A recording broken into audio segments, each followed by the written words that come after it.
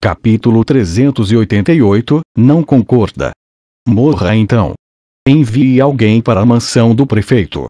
Ordene que ele venha e entregue as fichas que representam o controle dos assuntos internos e das forças militares. Além disso, notifique todos os nobres e peça-lhes que me deem 500 de seus soldados particulares. Eles precisam chegar com o financiamento e as armas. Esses soldados serão colocados em um batalhão e nos ajudarão na defesa. Fei sentiu que a cidade não tinha soldados o suficiente e deu algumas ordens que o velho Ariang sugeriu de antemão. E se os nobres não concordarem? Shevchenko hesitou um pouco. Afinal, os soldados particulares eram propriedades dos nobres, e a ordem de Fei seria equivalente à expropriação forçada. Se eles não concordarem, eles podem morrer. Fei riu. Shevchenko sentiu o cheiro de algo aterrorizante na atmosfera. Ele sentiu como se o rei quisesse ver os nobres se rebelarem. Ele achava que isso daria ao comandante da legião uma razão para matar esses nobres corruptos. Depois de pensar no que aconteceu àquele mensageiro do prefeito, Shevchenko sentiu que entendia um pouco melhor o comandante da legião, e por um segundo sentiu pena dos nobres corruptos. Parece que a corrupção deles e a falta de cuidados com os civis realmente enlouqueceram o comandante da legião, ele pensou. Além disso, precisamos obter a ajuda dos civis também. Embora ainda não precisemos deles para participar da batalha, precisamos selecionar os civis que são jovens, encaixá-los e treiná-los. Se a situação piorar, até mesmo esses civis podem ter que entrar no muro de defesa e lutar contra os invasores. Quando Fei disse isso, ele de repente lembrou um ditado na terra: transformar toda a nação em soldados. O Império Jax estava usando muita força para atacar o Zenit. Apenas as tropas dos arautos tinham 60.000 soldados, e o número seria impensável se toda a força invasora de Jax chegasse aqui. Mesmo que Zenit tivesse o apoio do Império de St. Germain, não havia soldados suficientes para lutar contra as Spartaks, em Doven Jax. Pelo que parece, o quartel-general militar de Zenit estava apenas planejando enviar a recém-formada Legião Dentes de Lobo, que tinha menos de 50.000 soldados, para a zona de batalha de Jax. Parecia que não haveria mais reforços. Como resultado, a fim de defender contra os invasores de Jax, todos os civis da cidade teriam que ajudar na guerra. Depois de pensar, Fei decidiu ouvir a recomendação de seu velho estrategista Ariang. Ele sabia que para estabilizar a situação atual, ele tinha que pegar emprestado ideias do grande partido em sua vida anterior. Havia muito mais civis que nobres. Para unir todos os civis e motivá-los, ele teria que quebrar esses nobres e distribuir suas riquezas. De fato, quebrar esses nobres e dar poder aos civis que eram em sua maioria pobres era a única maneira que potencialmente poderia fornecer esperança para a situação sombria. Shevchenko ouviu a ordem e instruiu vários subordinados sobre o que fazer. Andrev, você tem algo a dizer? Fei perguntou. Depois que tudo foi feito, Shevchenko ainda não saiu. Parecia que ele estava hesitando sobre alguma coisa. Senhor, sua lisão. Fei ficou um pouco surpreso, mas logo percebeu o que Shevchenko queria dizer. Quando ele estava dentro das formações inimigas, ele foi atacado furtivamente pelo seu chefe de comando, e aquela flecha passou pelo seu ombro esquerdo. Ele era a única pessoa capaz de vencer aquele príncipe arrogante.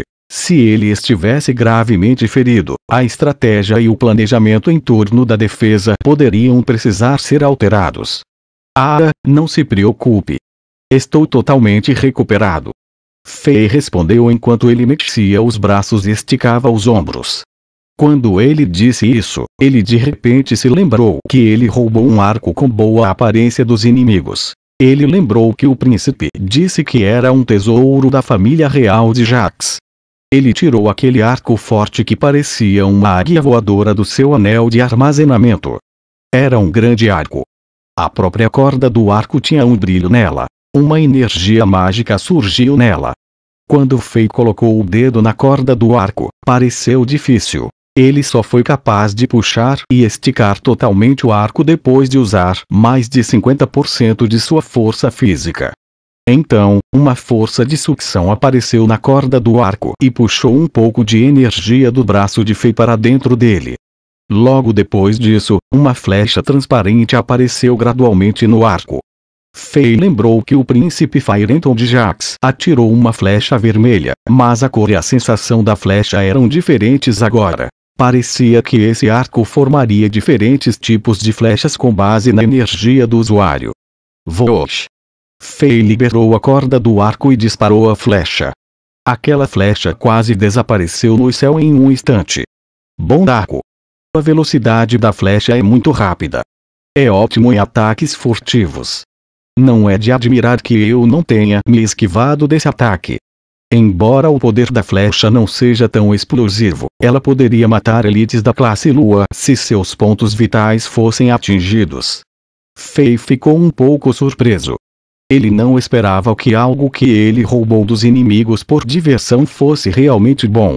Este arco era melhor que todos os arcos mágicos que ele tinha em Diablo Vorut. Shevchenko ficou obviamente chocado com o poder do arco também. Se dois guerreiros estivessem a 100 metros um do outro e um guerreiro estivesse 2 níveis de estrela abaixo do outro guerreiro, o guerreiro mais fraco ainda poderia ter uma chance de ganhar se ele ou ela tivesse este arco. Como resultado, ele deu alguns passos para trás subconscientemente.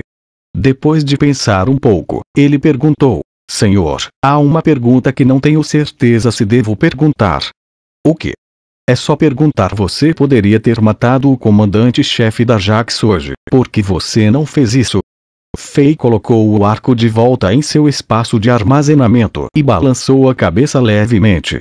Aquele príncipe de Jax é um guerreiro das 8 estrelas.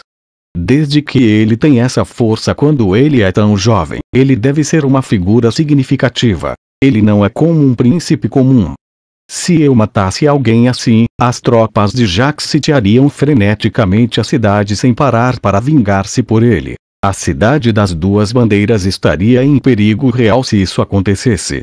Depois que ele disse isso, ele saiu da tenda central.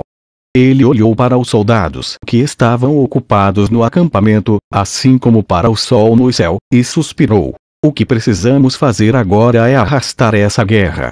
Precisamos ser como um prego que mantenha as forças de Jax neste deserto. Precisamos ganhar tempo para as outras 2 zonas de batalha, portanto, não podemos provocar muito Jax. Se o Imperador fugir de Jax, realmente ficar bravo e nos atacar com toda a força de Jax, não poderemos nos defender contra eles, mesmo se tivéssemos das cidades das 2 bandeiras. Eu entendi. Os olhos de Shevchenko se iluminaram enquanto ele balançava a cabeça. A cidade das 2 bandeiras e a legião Dentes de Lobo estão andando em uma corda acima de um penhasco. Temos que controlar o ritmo e o equilíbrio. Dessa forma, não seremos eliminados e poderemos ganhar mais tempo. Fei assentiu e disse: Está certo. De repente, ele mudou de tom e acrescentou: Eu posso matar esse príncipe facilmente se eu quiser. Não importa se eu o matar ou não. Pelo que aconteceu hoje, posso dizer que ele é arrogante e orgulhoso, e parece que ele está mais interessado no cultivo pessoal do que em comandar tropas. Não é uma má opção deixar um chefe emocional e arrogante para os soldados de Jax. Uma ótima ideia. Shevchenko não estava lisonjeando Fei. Ele realmente se sentia assim. Fei sorriu e acenou com a mão. Ele disse a esse comandante de brigada para se ocupar. Atualmente, a maioria das questões foram tratadas por Shevchenko e Sej. Fei estava acostumado a ser um líder de mãos livres, e os generais e estrategistas à sua volta eram muito mais ocupados do que ele. No entanto, o que Shevchenko disse fez Fei pensar. Sim, porque eu estou me tornando mais calculista depois que vim para o continente de Azeroth. Para algumas questões, eu nem preciso pensar, e vou ter uma resposta para a maioria das questões. Será que uma das 3 habilidades milagrosas, aprender, está me mudando como uma pessoa lentamente? Ou será que eu estou apenas crescendo mais rápido depois de experimentar 2 mundos? Quando o rei respirou fundo e quis pensar sobre essas questões, um monte de barulho soou. Caiam fora. Diga ao seu comandante para sair e me ver. Quem sou eu? Seu inseto nojento. Você não está qualificado para saber. Diga ao seu comandante idiota para sair e me ver se ele ainda quer viver. Eu tenho a ordem do comandante número 1 da cidade das Duas Bandeiras. Se ele estiver atrasado, ele será executado. Ah! Um monte de porcos.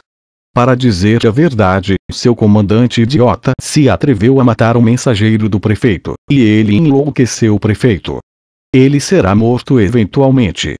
Fei franziu a testa enquanto caminhava até o portão do acampamento. O que está acontecendo? Perguntou Fei. Havia alguns rapazes internos elegantes e nobres que apontavam os dedos, e eles eram guardados por cerca de 30 guardas totalmente blindados. Na frente deles, os soldados da Brigada dos Arautos estavam zangados, mas não ousavam falar. Fei já entendia a situação apenas olhando para ela. Senhor, essas pessoas disseram que eles são nobres de alto nível na cidade, e eles têm a ordem do prefeito e estão aqui para te ver. Os soldados viram Fei e ficaram animados. Embora eles só tenha passado um pouco de tempo com este comandante da legião, eles sabiam sobre sua personalidade protetora. Eles se sentiram seguros depois de ver sua presença, e eles contaram tudo a ele. Fei assentiu. Ele sabia o que estava acontecendo, e ficou satisfeito com o fato de que seus soldados não exageraram a situação por causa de sua raiva. Ele deu uma boa olhada nesses jovens. Esses jovens que se vestiam bem estavam na casa dos 20 anos e estavam todos pálidos e fracos. Era óbvio que o estilo de vida confortável e obsceno havia tirado muita da sua vitalidade. No entanto, apesar de suas aparências fracas, a arrogância e a sensação de superioridade podiam ser sentidas a uma milha de distância.